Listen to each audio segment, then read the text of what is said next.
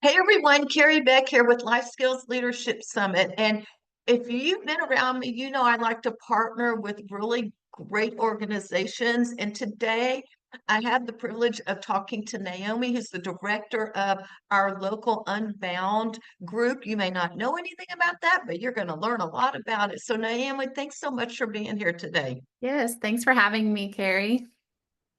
Well, I'm not going to sit here and talk about, I'm going to ask Naomi all the hard questions. I'm going to put you on the spot. I was going to ask you beforehand, how do you say your last name? And I never did, so I just didn't say your last name. I know people always get uncomfortable when they have to, announce it, but my last name is Rijpstra. There you go. Hmm. I'll let her say it A lot of rather than me rolling. because I will get it wrong. So, hey, I have known about Unbound and participated with them. I actually started when I didn't have time to really serve at the church physically. I was on the prayer team praying, and I would get the prayer requests and all of that. And my heart just goes out to what they do. Most of y'all know they're fighting against human trafficking. So let's just sort of get started. Naomi, tell people a little bit about yourself and Unbound and how you connected with them. Yeah. First, I want to say thank you so much for being so involved in with Unbound. You've been, as long as I've been here, you've been involved in so many different ways, and we're just really grateful for that. So I started with Unbound in 2021, so that's 4 years ago, if I do the math. And I am originally from the Netherlands, and worked as a social worker there for a long time with lots of different populations in different settings. And I came to the States because that was my first time being faced with trafficking. I started working as a house parent at a ranch, and was basically a house parent for girls that were trafficked. And so that was kind of my beginning of learning so much about what is human trafficking, the trauma that comes with it, and never thought that that was the journey God would have for me, but that's how it works. And so since then, and that was like more than 10 years ago, I just have worked with within the anti-trafficking world, both in the Netherlands and in the States, in Texas specifically. And so when I graduated from Baylor University with my master's in social work, right after that, I started with Unbound. I already knew about Unbound because I knew the founder of our location and just loved the work, loved the vision. And so really wanted to be part of that. And so I started as director of survivor advocacy. And then last year, I also became the director. So that's kind of like how I moved into Unbound now. And so I'll kind of explain what Unbound Now is and what all the things that we do. So Unbound Now is to support survivors of human trafficking, both sex trafficking and labor trafficking. And then we also provide resources in the community to really fight human trafficking, because what we want to, our goal or our mission is to um, end human trafficking in the communities that we serve and to really ignite hope as we do that. And so that's how we go about it. And so Unbound Now actually started because some brave women in the church decided to pray. They were in Waco, and the founder of Unbound was Susan Peters, and she just really felt compelled after she went overseas of like, oh my gosh, this is trafficking. We need to do something. But then also finding out like, oh, wait a minute, it's not just overseas, it's right here in our state. And so they just start with prayer. But then pretty quickly it moved into like doing prevention outreach and they started working with the first survivor. And then since then, we've have so many more locations. So we have 6 locations in Texas, 2 in Louisiana, and then we have 2 offices overseas as well, which is Mongolia and Poland. Our office, BCS, started in 2017 by Amanda Binger. She's amazing. And she just was like, I want to do this in our community. It's necessary. Back then, a lot of people were like, oh, it does not happen in Brazos Valley. But we have served so many clients since then. And so it really shows that the issue is everywhere. It just might look a little different everywhere. But it is happening. And so that's kind of how Unbound Now started. So what do we do to support survivors and resource our community? So we have 3 efforts, lane of efforts, and you might have seen our logo and it has the 3 keys. So each key represents something. So the first thing that we do is training and outreach. And so we go into the community and we provide training about human trafficking. What is trafficking? What does it look like? How does it happen? And what do I need to do basically? And so we provide that training for anyone that wants to learn. But then we also provide specific professional training to law enforcement, social workers, counselors, hotel staff, because we know they interact with victims more often than they realize. Yeah, and so also staff in hospitals, medical staff. And the other thing that we do Not in My City. I think you've been part of that, where we train volunteers about what trafficking is, and then the volunteers go out into the community and just go to businesses to talk to the owners about what is trafficking. And we have these flyers. You might have gone to a restaurant in the bathroom and you saw our Terra poster with our 24/7 number. So that's something that we do too. And every year we focus either on businesses, we've focused on hair salons, medical businesses, and then, well, many others. And so that's what we do under training and outreach. And then additionally, we're part of coalitions and task force, and which is really cool because here in the Brazos Valley, we actually have a task force, a human trafficking task force. I'm so proud of it. And so that is an initiative with the sheriff's office to be really proactive in response to trafficking, not like reactive, but to do investigations, to do outreach, and then obviously serve survivors in our community. And it's been so wonderful to work with the sheriff's office and other partners in our community. So that's training and outreach. That was a whole lot.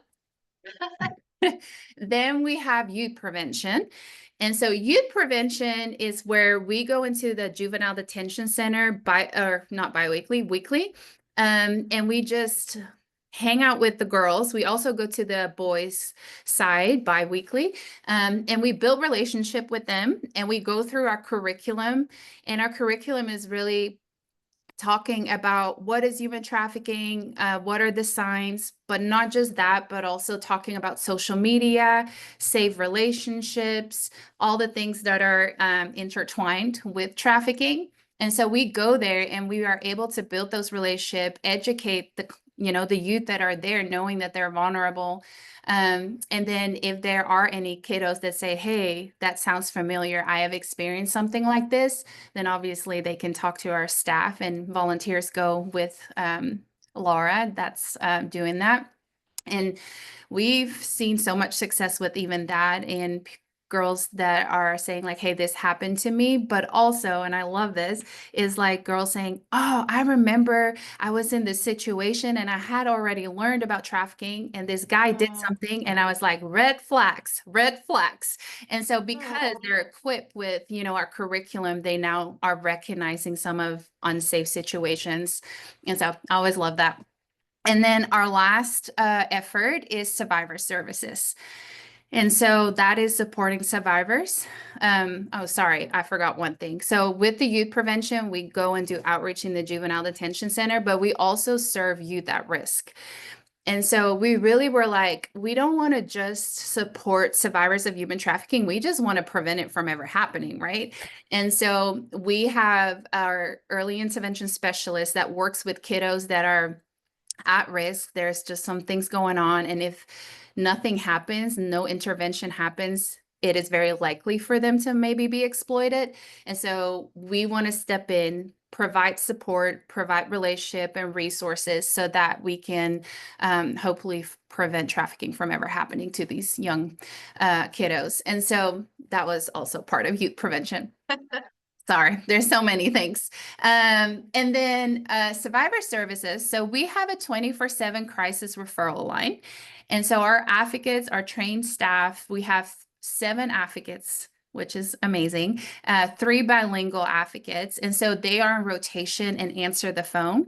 And so we get phone calls from partners in the community that are like, hey, something is happening. We get calls from law enforcement. We get calls from survivors wanting help. And so typically when we have a crisis call, law enforcement calls us and we meet on scene as soon as possible. So we provide crisis response. And so typically that's at the hospital when they just recovered a youth or an adult.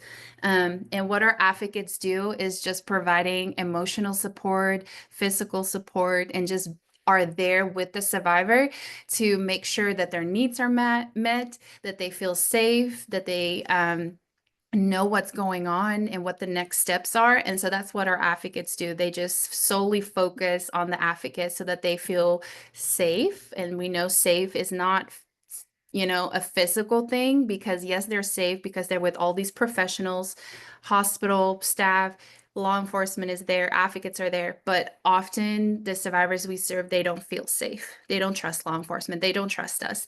And so the advocate is really building that rapport in that moment to make sure there is that level of safety, felt safety. And so that's crisis response. And then after that, we provide long-term advocacy. And so what that looks like is that we help survivors get connected to resources in our community. Our community has so many amazing resources. It's just really hard to navigate all of that, where to go. And so our advocates help survivors get connected to resources that they need to meet their needs. But then additionally, and the biggest thing I would say is they build that trust-based relationship with the clients, because a lot of their trauma that they've experienced is because of people that did their harm. So in the relationships that they had. And the advocates are building that rapport, that safety, emotional support. They provide that.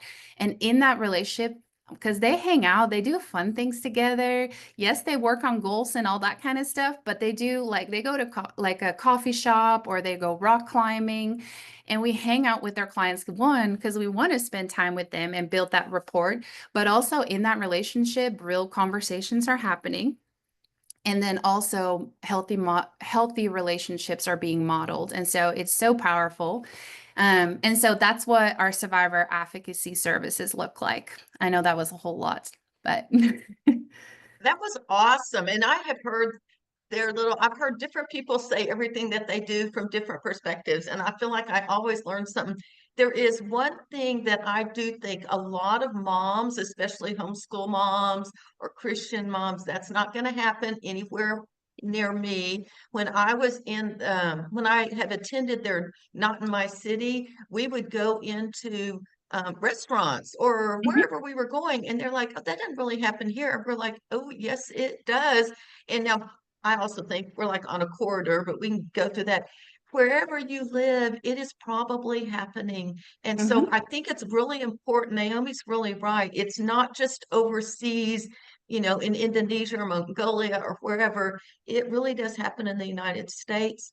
We are recording this right after the Super Bowl. And from my personal experience, that was when that's when I learned what human trafficking was, Yeah. and it was happening. And it was about 15 or 20 years ago. I don't know. But there was a snowstorm in Dallas, and Dallas had the Super Bowl, and one of our business associates was putting something out, and my eyes just flew open. And I was just like, oh my goodness, this really is. And so I've learned along the way. Mhm. So do you sense that, like, and I know things come to our city as far as like baseball tournaments and all of that. Do you sense that you see more of action, and probably the right word, but more activity during sporting events or during other type of events where we might need to be more alert and more aware? It's always the question that's being asked, and I don't have data Yeah, to support anything.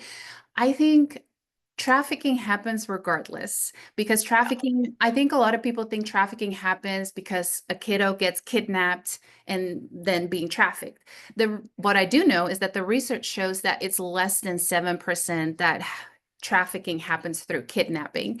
Um, Majority of the time, or all the other times, is that it happens in relationships. And so it's either it's someone that they know and that they trust, whether that is a family member that traffics them and they had built that relationship, or it's someone online or in their community that builds that relationship through the grooming, and then traffics the youth or the adult as well.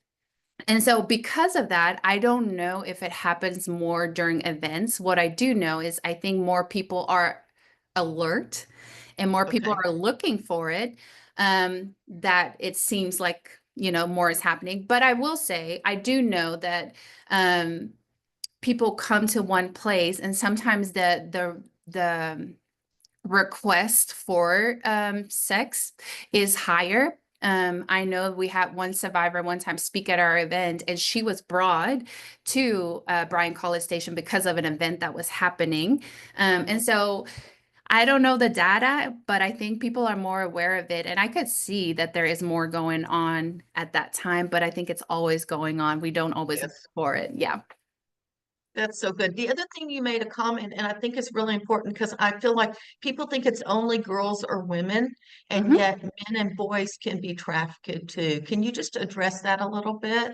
Yeah. Um, Yeah, we serve both males and females. And I even yesterday I was talking to a survivor leader, and he was sharing that he was trafficked because he identified as LGBTQ, and not because of that he was trafficked, but because he was rejected by his family, had nowhere to go, and so he was vulnerable, and someone took advantage of that and trafficked him. And so we see that that males are getting trafficked as well. The problem is there's so much stigma with males because males, what are supposed to do? They should protect everyone. They should be manly. And so there's like, they should not they can't be a victim, and they should stand up for themselves. And so when they are a victim of trafficking, it's just so much harder for them to ask for help. They don't always identify that they are a victim, which is the same for females as well. And there are less resources for men as well. And so I think there's a lot of barriers that we need to overcome to identify male victims, but I can tell you there are a lot of male victims as well. Yeah. okay. Well, we've talked sort of, some of y'all may be listening going, oh my goodness, I just feel so burdened. But I know that y'all had a lot of success. Could you just share a quick little story of success so people know that, men and women or girls and boys that are in it, they don't all stay in it, that they're through Unbound, they are coming with success outside of that. Yeah, I want to start with just even saying that we have served 174 clients last year. So that's a lot of clients. And so I'm just so thankful that we get to touch people's life, whether it's for short or long, and support them in their journey towards healing and, the life that they want to live. We had one youth that was referred to us.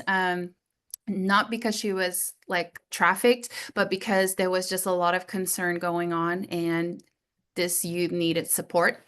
And while that happened, she ran away, or at least that's how it was labeled, which I want us to get away from, because she's a missing child. And anyway, so that she was a runaway, and so not not a whole lot was happening at that time, but because of our task force and her advocate, we brought everyone to the table, all the different partners, and we're like, hey, we all have different information. Let's share it and figure out what do we need to do to find this youth. And we had concerns that there was trafficking happening. but we didn't know for sure.